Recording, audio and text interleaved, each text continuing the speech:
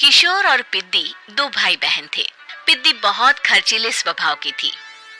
वो जितना कमाती अपने ऐशो आराम में पैसे उड़ा दिया करती।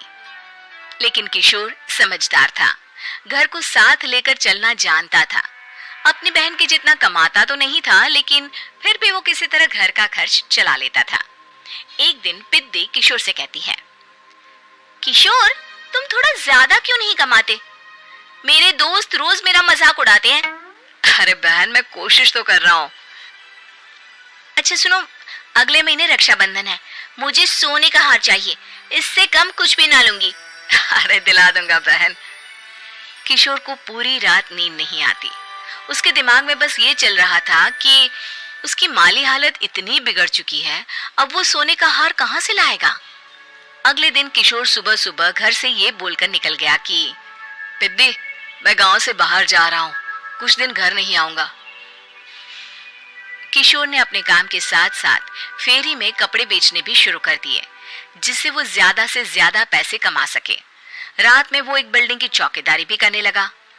अपने काम से थोड़ा बहुत समय निकालकर बस कुछ घंटे की नींद ले पाता था।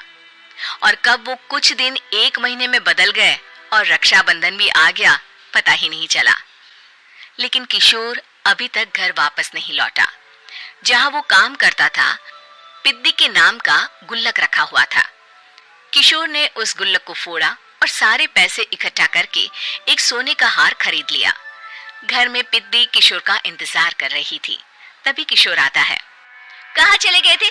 4 दिन का कहा था और 1 महीने से पता नहीं कहाँ गायब हो गए थे। मैंने बस एक हार मांगा था और तुमने तो घर ही छोड़ दिया। अरे मुझे थोड़ा काम मिल गया था। कुछ नहीं, सब समझती हूँ, बहाने थे तुम्हारे। अपनी बहन के लिए इतना भी नहीं कर सकते, कैसे भाई हो? चलो यहाँ बैठो, राखी बांधती हूँ। पिद्दी ने किशोर को राखी बांधी। वैसे ही किशोर ने अपनी बहन के हाथ में सोने का हार रख दिया। उसकी खुशी का कोई ठिकाना नहीं था। वो मिठाई खिलाए बिना ही नेकलेस लेकर चली गई और शीशे के सामने अपने गले में हार रखकर देखने लगी। किशोर ने लड्डू उठाया और खुद ही खा लिया। ऐसे कई साल गुजर गए। एक दिन पिद्दी की नौकरी छूट गई। अब वो पूरी तरह किशोर पर डिपेंड हो गई थी। आए दिन किशोर को अपने महंगे महंगे शौक गिनाकर उससे पैसे मांगा करती थी। किशोर, कुछ पैसे देना, मुझे पार्लर जाना है। किशोर बिना कुछ बोले उसे पैसे दे देता। ये क्या, 500? अरे इतने में तो मुझे पार्लर में एंट्री मिलेगी बस। अच्छा, देता हूँ ना ज्यादा। अरे कैसे भाई हो, अपनी बहन के लिए इतना भी नहीं कर सकते। किशोर ने जेब से 2000 का नोट निकाला और उसे दे दिया। किशोर गरीबी में रह लेता था, लेकिन अपनी बहन को कभी कोई कमी नहीं होने देता था। बेटा, पिद्दी तुम्हारी बहन है, उसे कभी किसी चीज की कमी मत होने देना और उसका ध्यान रखना, क्योंकि भाई का फर्ज होता है अपनी बहन का ध्यान रखना। किशोर ने माँ की कही ये बात हमेशा के लिए याद कर ली थी। शायद माँ की इसी बात की वजह से किशोर पिद्दी की हर जिद पूरी करता चला आ रहा था। किशोर, आज मैं अपने दोस्तों के साथ पार्टी करने जा रही हूँ, मुझे कुछ पैसे दो ना। किशोर पिद्दी को समझाता है, लेकिन पिद्दी नाराज होकर चली गई और अपने कमरे में सुबक सुबक कर रोने लगी। किशोर अपनी जेब से कुछ पैसे निकालता है और पिद्दी को दे देता है।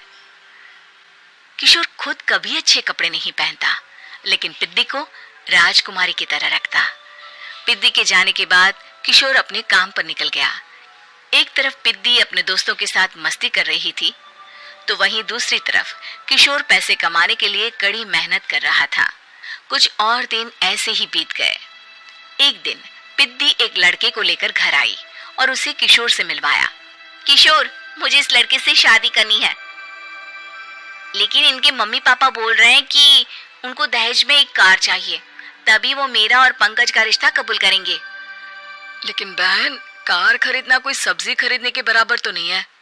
अरे कैसे भाई हो तुम, अपनी बहन के लिए इतना नहीं कर सकते? देखो, मैं ज्यादा इंतजार नहीं कर सकती, तुम्हें 1 साल में मेरे लिए कार खरीदनी ही होगी। अच्छा पंकज, एक काम करो, कल तुम अपने माता पिता को घर बुला लो, मैं उनसे तुम्हारे और पिद्दी के रिश्ते की बात कर लेता हूँ। अगले दिन किशोर के छोटे से घर में पंकज और उसके माता पिता आते हैं। बेटा, तुम्हारी बहन ने हमारी शर्त तो बता ही दी होगी। जी। बेटा तुम तो इतने छोटे घर में रहते हो, दहेज कहाँ से लाओगे?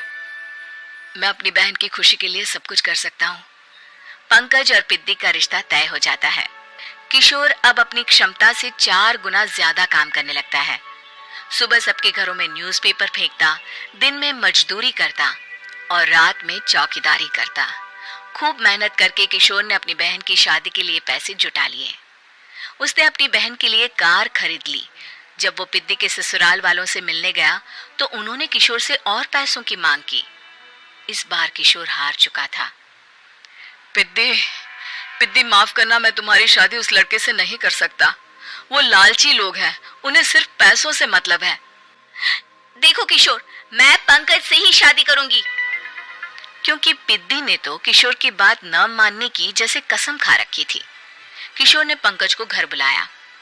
पंकज, तुम अपने माता पिता को समझाते क्यों नहीं हो? भैया, वो हमारी शादी के लिए मान गए, मेरे लिए तो यही बहुत बड़ी बात है। हम एक काम कर सकते हैं, दहेज की रकम में से कुछ पैसे मैं आपको दे देता हूँ। अरे लेकिन समाज वाले क्या कहेंगे? अरे जब दुनिया को पता चलेगा तब ना।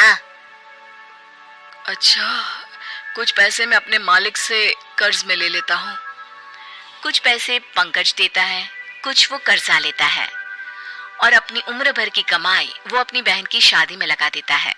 आखिर में पंकज और पिद्दी की शादी हो जाती है। पिद्दी की विदाई के बाद किशोर बिल्कुल अकेला पड़ जाता है। अब उसका कमाने में भी मन नहीं लगता। उधारी वाले रोज घर में आकर बैठ जाते हैं। अरे किशोर, अब तो पिद्दी की शादी को 5 साल हो गए, अब तो हमारा पैसा लौटा दो। चाचा, पिद्दी के जाने के बाद किसी भी काम में मन नहीं लगता।